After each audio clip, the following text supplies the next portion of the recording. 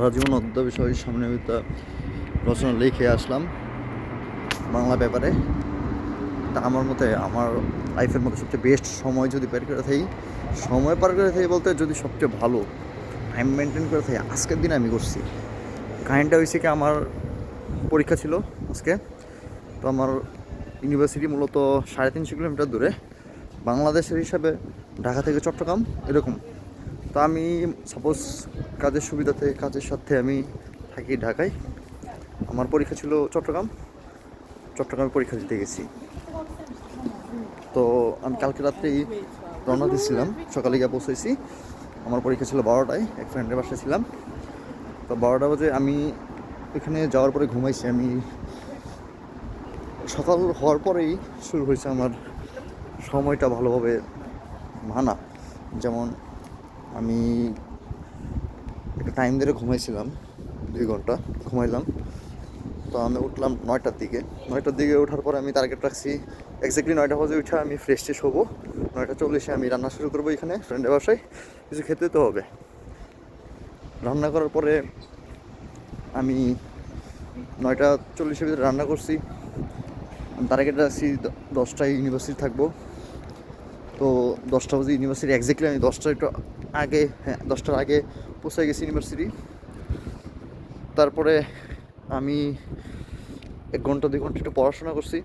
আমার এক্সামে আমি 5 মিনিট আগে ঢুকছি। তারপর আমার এক্সাম 2টা 30 পর্যন্ত ছিল। আমি 2টা 20-এই এক্সাম শেষ করছি, 12টা থেকে। ফিজিক্স ছিল এক্সাম, ইঞ্জিনিয়ারিং ফর ফিজিক্স। তারপর আমি ওইখান থেকে আমার বাস ছিল 3টা 15-এ। তো আমি 2টা 20-এ থেকে রওনা দিলাম, আসলাম বাস স্টেশনে। আসার পরে কিছু খাওয়া দাওয়া করছি। আমি এখান থেকে 2টা 20-এ রওনা দিচ্ছি। আমি বাস স্টেশনে ছিলাম 2টা 40-এর দিকে, 40-এর দিকে, একেবারে এক্স্যাক্টলি 40-এর দিকে ছিলাম। তারপর আমি কিছু খাওয়া দাওয়া করলাম। আমার বাস আমার ইউনিভার্সিটির ওইখানে না, ওই সিটিতে যে বাস স্ট্যান্ড আছে, ওই বাস স্ট্যান্ডে আসার কথা ছিল 3টা 15-এ।